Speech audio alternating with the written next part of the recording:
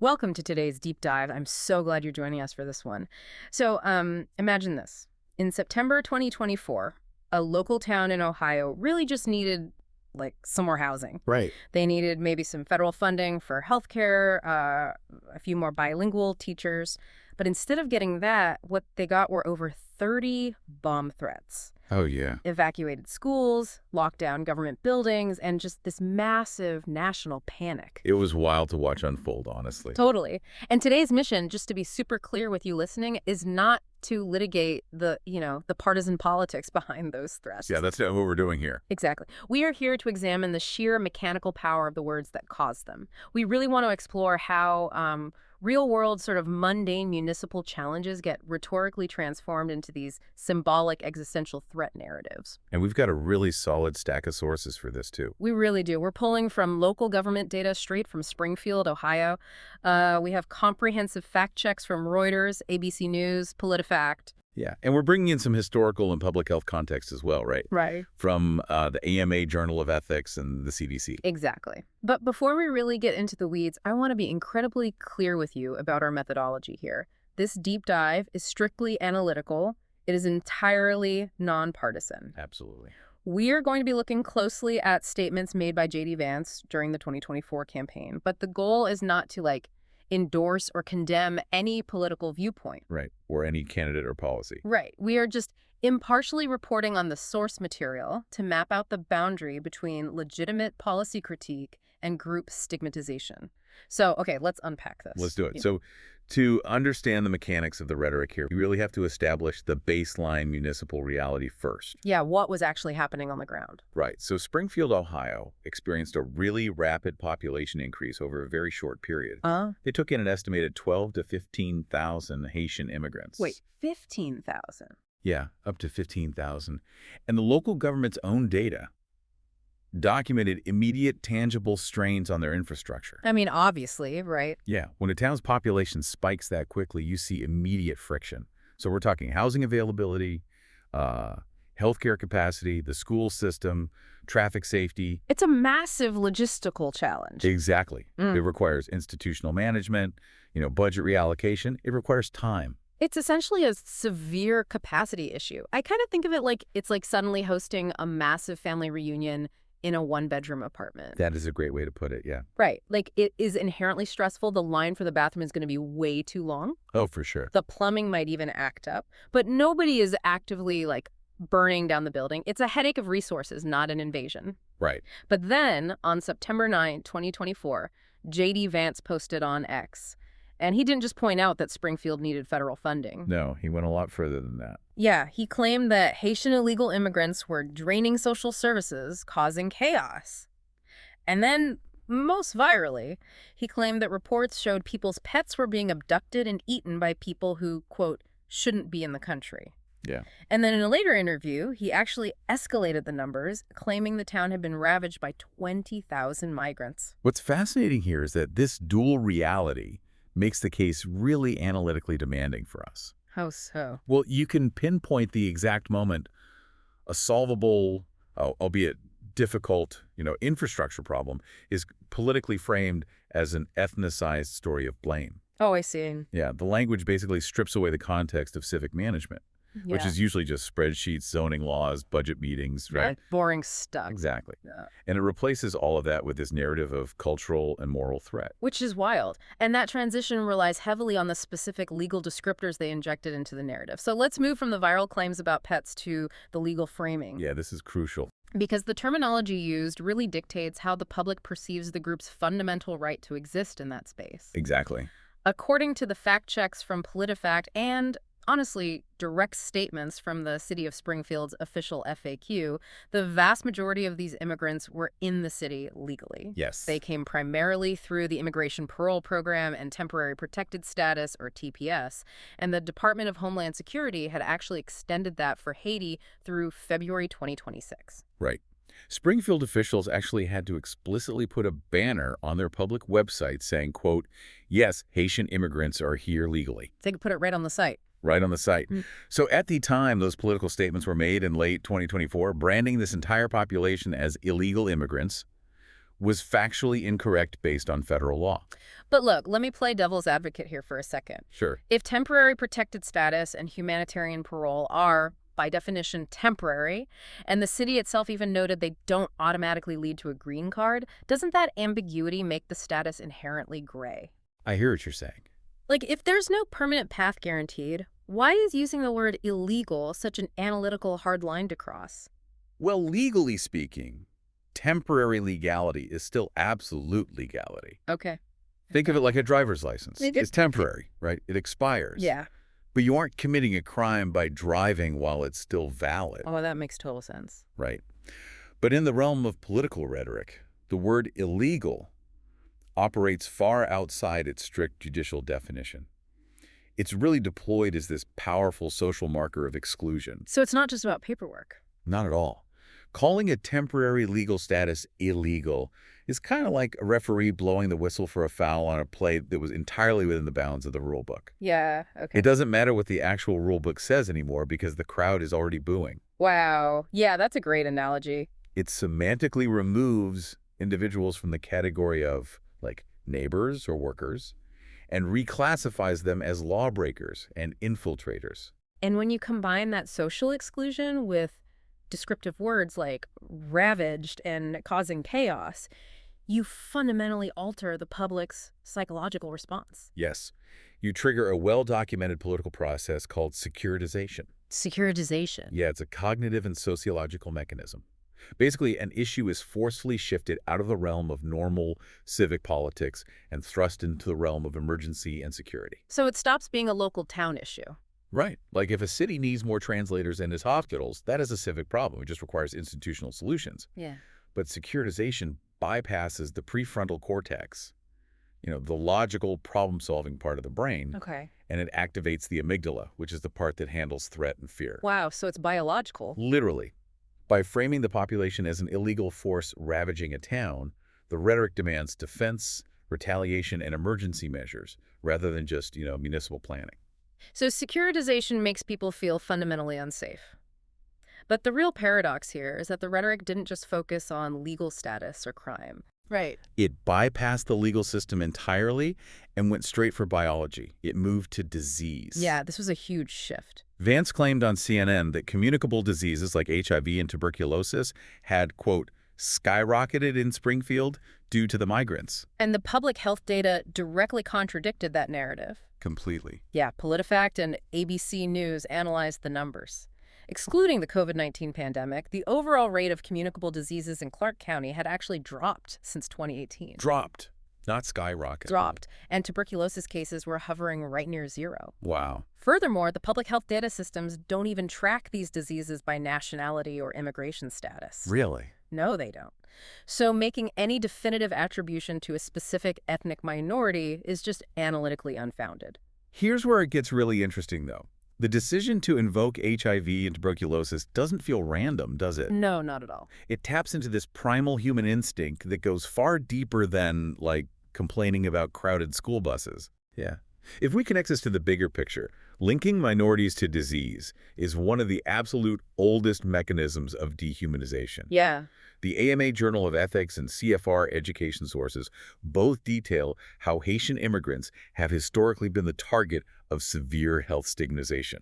Like going back decades. Exactly. During the early days of the AIDS epidemic in the 1980s, Haitians were officially and wrongfully categorized as part of the 4-H Club regarding AIDS risk. The 4-H Club, I remember reading about this. Yeah, it stood for homosexuals, hemophiliacs, Haitians, and heroin users. That historical stigmatization didn't just result in mean words either. It altered public policy. It destroyed livelihoods. Oh. The 4-H label meant the FDA banned Haitians from donating blood. Landlords evicted Haitian tenants out of just irrational fear, and employers fired them. Yeah, it physically isolated an entire demographic based on a biological panic. Just a total panic. And that is the ultimate danger of disease framing. Yeah. It completely bypasses logical policy debate and activates deep social effects, specifically disgust and moral panic. Disgust is such a powerful driver. It is. When a politician tells a community that an outsider group is bringing HIV and tuberculosis, The group is no longer framed as an economic burden. Right, they become something else entirely. They are marked as a biological threat to the physical body of the community. And as the CDC guidelines point out, migrant communities already face complex hurdles in accessing healthcare due to xenophobia. Right. So falsely framing them as disease vectors destroys institutional trust, which ironically harms the broader public health efforts of the whole city. That is such a crucial point. So we have established that the claims about abducted pets, the claims about the legal status, and the claims about skyrocketing disease were all empirically unproven or just factually false. Yep, all of them. So why deploy them? The narrative shifts here from the claims themselves to the media logic and the ethics of attention that actually incentivize them. This is where it gets really revealing. Yeah. On September 15th, Vance was pushed during a CNN interview regarding the complete lack of evidence for the pet claims. He defended his rhetoric by citing first-hand accounts from his constituents. And then he delivered a highly revealing statement. He said, quote, "If I have to create stories so that the American media actually pays attention." And the phrasing of that caused an immediate national uproar. Huge uproar. But we really need to provide the crucial nuance here to maintain strict analytical fairness. Right, we promised we'd do that. Vance later specified that he meant creating media attention, not literally inventing fiction out of thin air. He maintained he was just acting as a conduit for his constituents' grievances. Which is an important clarification regarding his intent. But from a media ethics standpoint, the underlying strategy is still laid pretty bare. Yeah, it really is. It demonstrates a communication framework where generating friction and national attention is prioritized over verifying the accuracy of the narrative first. Because friction gets clicks. Exactly. The attention economy in modern politics rewards sensationalism because friction drives algorithmic engagement. But there's a real cost to that. There is. When you amplify unverified, sensational rumors to force the media to look at a municipal issue, you are offloading the cost of that virality onto the local community. And the real-world fallout documented by the Associated Press illustrates exactly what that cost looks like. Yeah, it was severe. Over 30 bomb threats were called into Springfield. Authorities actually trace many of them to foreign actors who were watching the American media ecosystem and basically seizing on the localized chaos. Just adding fuel to the fire. Exactly. Elementary schools were evacuated. The city's government buildings were locked down. So the political goal of capturing the national media cycle was achieved, but the municipality itself was completely paralyzed. Right. Springfield Mayor Rob Rue publicly pleaded for national leaders to speak the truth and cool down the rhetoric. He actually stated, "We need help, not hate." Help, not hate. It really sums it up. The town needed federal grants for housing. The political rhetoric delivered bomb squads. Yeah, it's pretty bleak. It really proves that political language does not exist in a vacuum. You cannot inject highly volatile, ethnicized threat narratives into the public bloodstream and expect them to just stay neatly contained as some theoretical debate about border policy. Right, it doesn't stay theoretical for long. The rhetoric acts as a beacon, and the consequences spill over into physical reality. Which brings us to the practical application of this deep dive for you, the listener. Yeah, how do we use this? How do we, as citizens, navigate an information environment where municipal strain is weaponized for media attention? Like, how do we differentiate between a politician engaging in a tough, necessary debate about immigration and a politician crossing the line into dangerous stigmatization? Well, the sources actually provide a really clear analytical boundary for this. Oh, really? Yeah. By synthesizing the fact checks, the municipal data, and the historical context, we can distill the boundary into 5 distinct thresholds of democratic debate. Okay, I love a good list. So if I'm a listener trying to filter this out, the first red flag has to be proportionality. Yes, proportionality. Right. So if the local mayor is officially stating, you know, our housing and healthcare systems are strained, but a politician on a national stage says the town is being ravaged and descending into chaos, that sheer linguistic gap is the warning sign. Exactly. It abandons proportional description for apocalyptic fear-mongering. Right. So proportionality is a crucial threshold. Another is factuality. Which seems obvious, but... Right. But legitimate policy debate relies on verifiable evidence. In the Springfield case, the claims about pets being abducted had, as Reuters bluntly documented, no evidence. None. None. When a highly inflammatory narrative is explicitly debunked by the very local police and city officials dealing with the situation, continuing to amplify it crosses the boundary of factual debate. Absolutely. The third threshold clearly involves group responsibility. And the statistic from the Springfield FAQ perfectly illustrates this. Oh, the jail stat. Yeah. National rhetoric claimed crime was out of control due to the migrants. Yet, out of 199 inmates in the county jail at that time, only 2 were Haitian. 2 out of nearly 200. Right. You just cannot punish or verbally indict a whole demographic for the actions or issues of individuals. You really can't.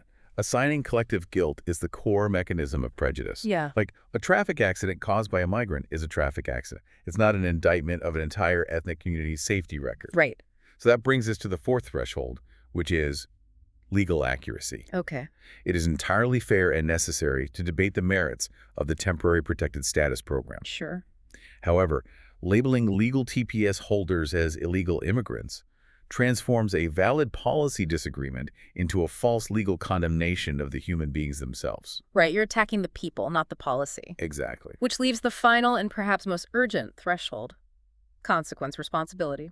Leaders possess a fundamental duty to recognize the predictable, real-world danger of their words. If amplifying unverified rumors predictably leads to foreign actors calling in bomb threats to local hospitals and elementary schools, the rhetoric has violently crossed the line from political strategy into public endangerment. Holding political rhetoric to these 5 thresholds, proportionality, factuality, group responsibility, legal accuracy, and consequence responsibility, it doesn't shut down rigorous debate. No, not at all. It actually preserves the integrity required to have one in the first place. Right. So to sort of synthesize the intelligence we've extracted from these sources today, in a functioning, healthy democracy, it is perfectly valid to aggressively debate border policy. Yep.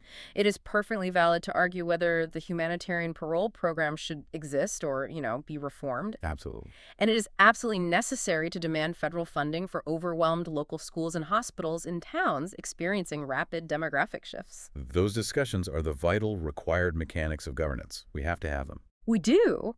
But the line is firmly drawn when vulnerable populations are collectively dehumanized using unverified biologically or legally false claims. Right. You should care about this deeply because political language doesn't just describe reality. It actively constructs the reality we all have to live in. It really does. Our collective tolerance for how politicians are allowed to speak ultimately dictates the kind of physical society we inhabit. This raises an important question regarding the future of that society, honestly. What do you mean? Well, how much of this rhetorical escalation is driven by the individual politicians themselves, and how much is mandated by the hyper-competitive media environment they operate within? Wow, yeah. If our modern attention economy makes this type of sensationalized rhetoric practically inevitable, it begs a new, frankly unsettling question for you to mull over. Yeah.